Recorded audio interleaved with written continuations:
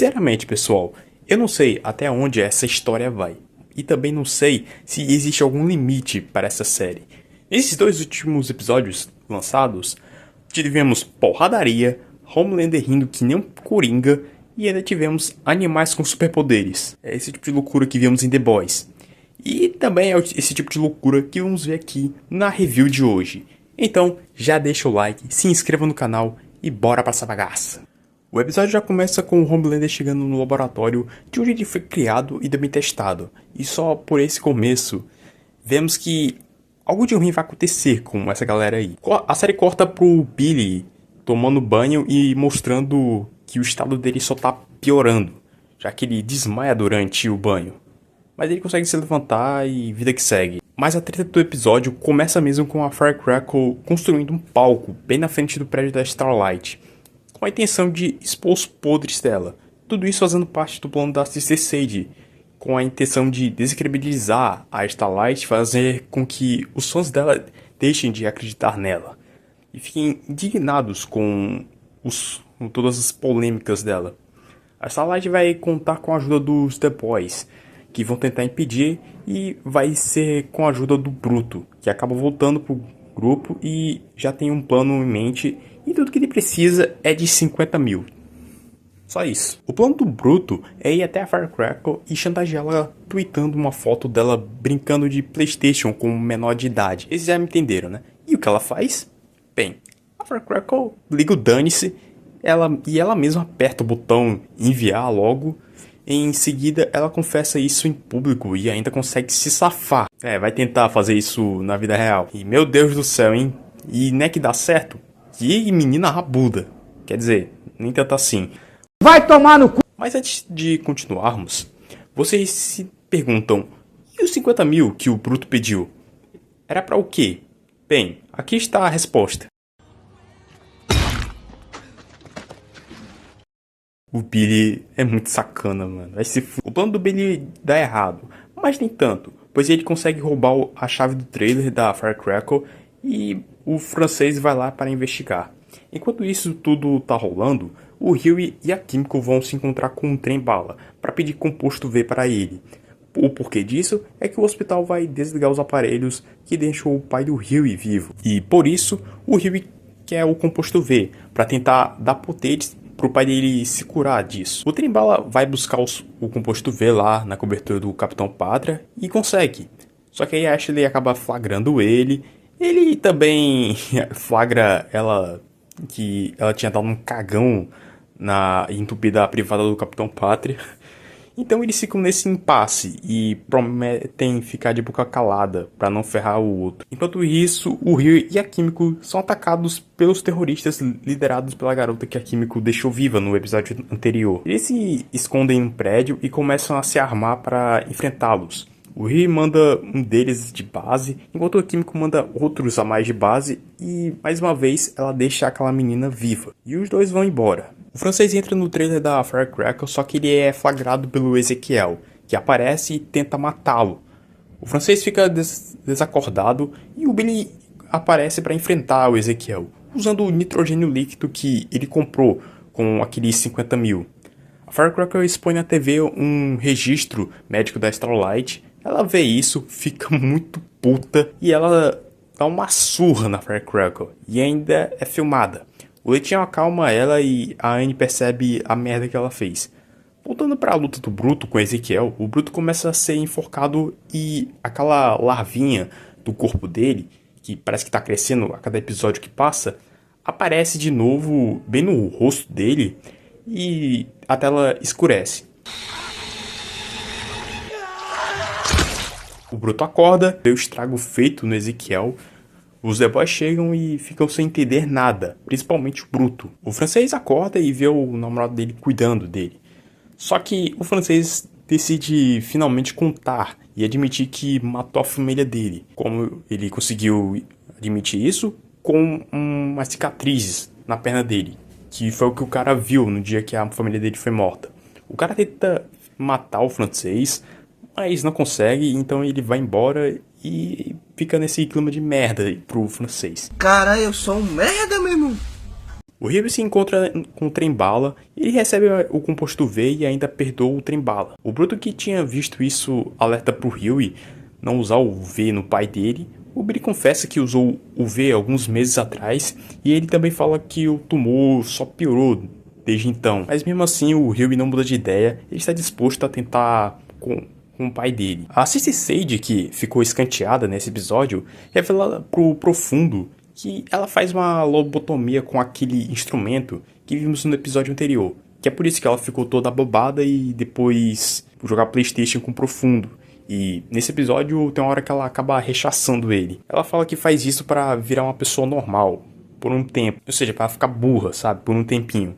Já que o cérebro dela é a parte mais poderosa do corpo dela, né? Ela se regenera e depois que ela faz essa lobotomia. E ela pede pro Fundo fazer a lobotomia nela e ele faz. Em troca de brincar de PlayStation mais uma vez com ela. Meu Deus do céu, é uma cena bem nojenta. Nossa, olha só isso aí, meu Deus do céu. Essa série vai muito longe. O Ryu chega no hospital para usar o composto V no pai dele. Só que ele pensa bem e decide não usar, sabe? Ele acaba mudando de ideia. Mas quando ele sai e volta, né? A mãe dele pega o V e usa no pai dele. E ele acorda, acaba funcionando. Agora que eu resumi boa parte do episódio, vamos para as cenas do Capitão Pátria, que infelizmente essa é a parte mais deslocada desse episódio. Não quer dizer que ela seja ruim, pelo contrário, ela é muito boa, e isso se deve pela incrível interpretação do Anthony Starr. Aqui nós vemos o Capitão Pátria chegar no laboratório de testes, onde ele foi criado e nele o Homelander começa a atormentar o pessoal lá do laboratório. Tanto os cientistas que fizeram os testes nele, quanto os novatos que não tinham nada a ver com isso. Mas ele não tá nem aí. O show de horrores começa com ele jogando bolinha de papel na lixeira com esse cientista aí. Ele fala de uma cesta que o cara fez e comemorou e logo em seguida adicionou a câmara de calor onde o Capitão Pátria estava. Ele ainda era criança. Ele ficou muito traumatizado e agora tá muito bravo com isso. E o que o Capitão Pátria faz com ele? Manda ele entrar na câmara e aciona ela. Depois é a vez deste calvo aqui. O capitão obriga ele a baixar as carças e trocar o óleo na frente de todo mundo. E se ele não chegar lá, né? Se é que vocês me entendem, o Capitão Pátria vai mandar um laser no amiguinho dele. E meio essa cena tensa com o Capitão Pátria rindo que nem o Coringa, o Dr. Calvo não consegue e o Capitão Pátria manda o laser nele. Na hora, chega uma véia que também fazia parte dos testes e ela confrontou o Pátria.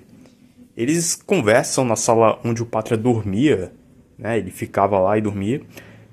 Tem um corte e ele tranca ela lá na sala de baixo, mas ela não ficou sozinha não, ela ficou com a equipe de pesquisas, mortos. Enquanto o Capitão Pátria está no elevador, sorrindo e todo ensanguentado.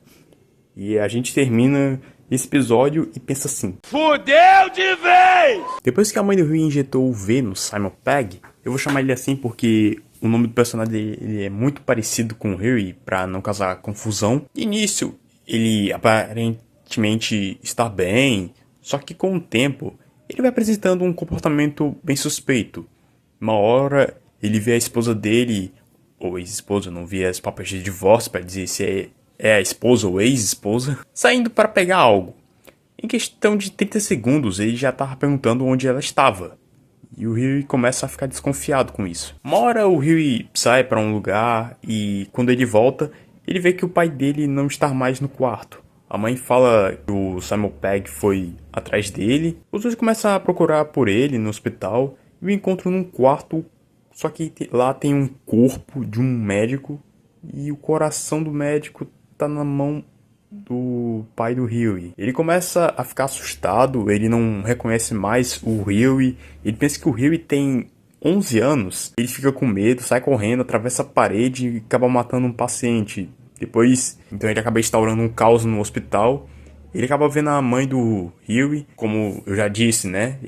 Agora ele só tem lembranças do Ryu com 11 anos, ele tá com uma espécie de super Alzheimer. Ele olha pra mãe do Ryu e surta e tenta matar ela. O Ryu e a mãe dele fogem, se escondem em uma sala. O Ryu tem um plano que é tentar envenenar o próprio pai, usando o conhecimento que ele adquiriu de química com o francês.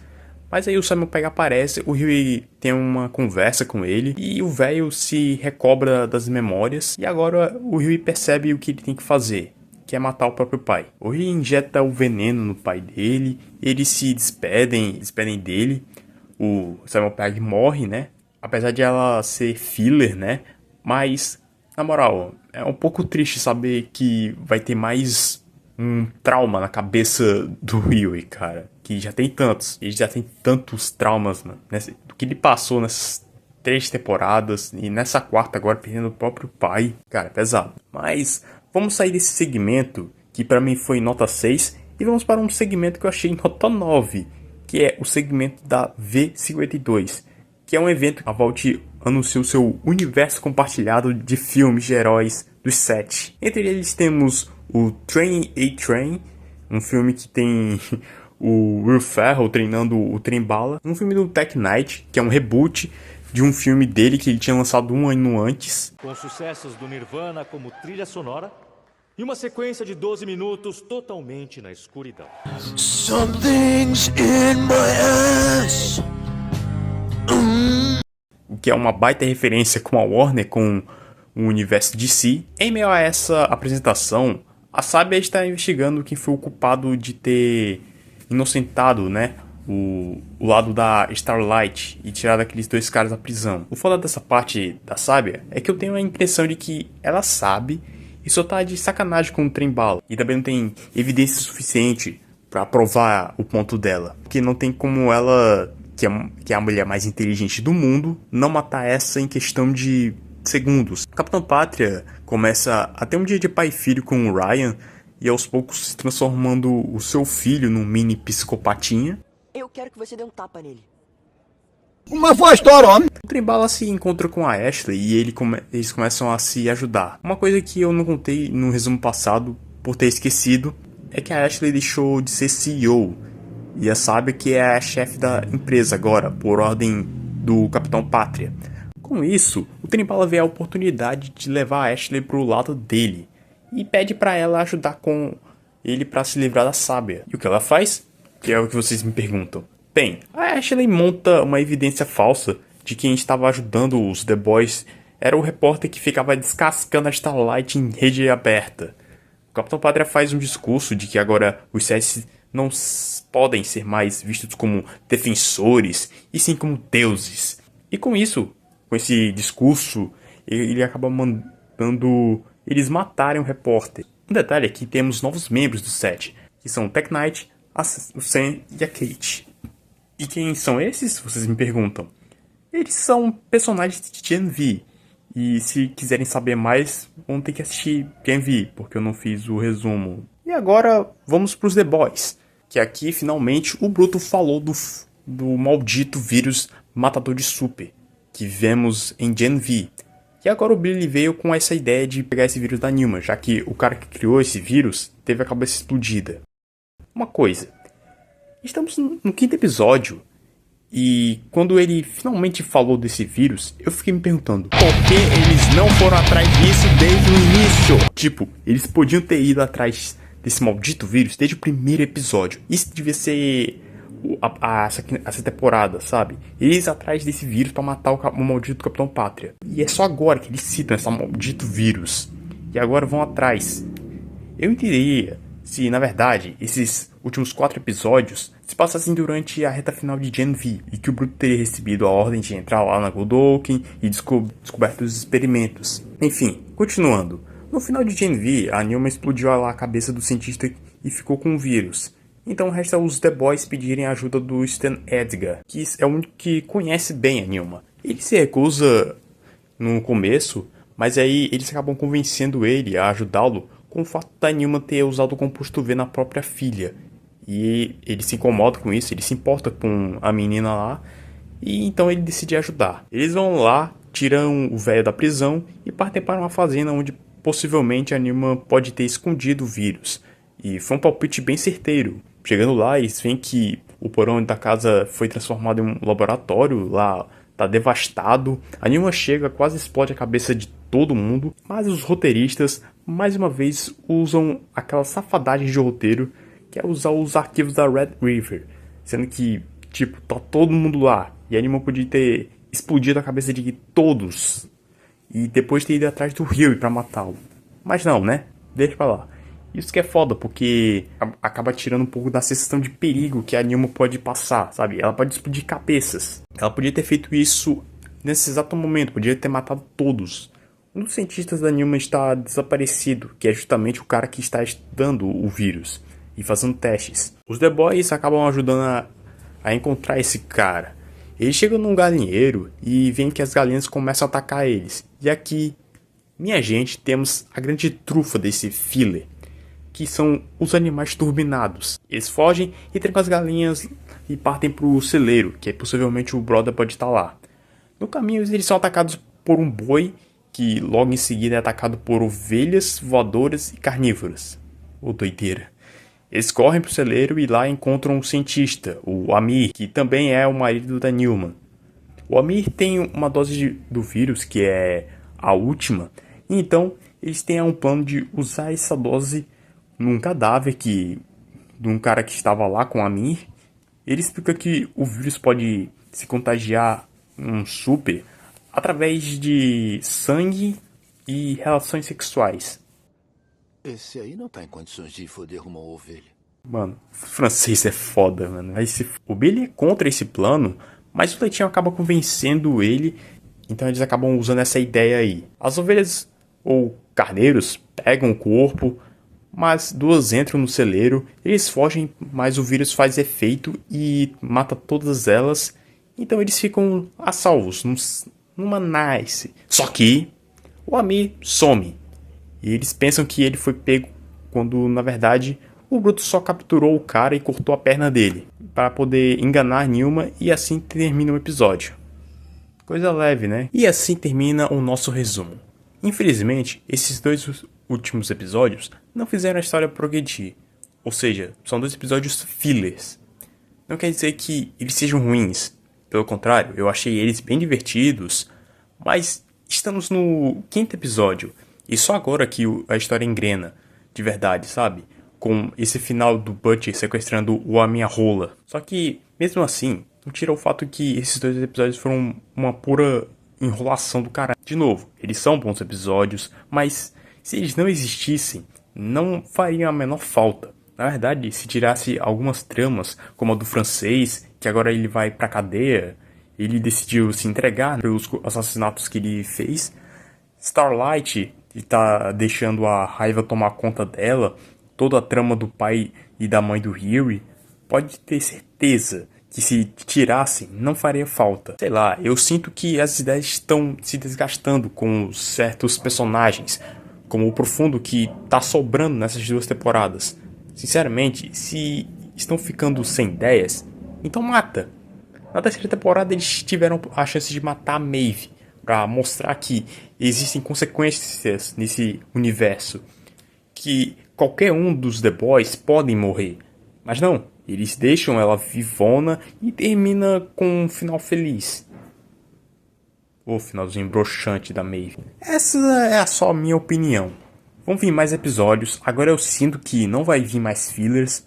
Ainda mais Ainda mais porque já falta 3 episódios pra terminar. E agora é só torcer pra que essa temporada melhore. E é isso o vídeo de hoje. Até a próxima. Valeu. Fui. Tchau.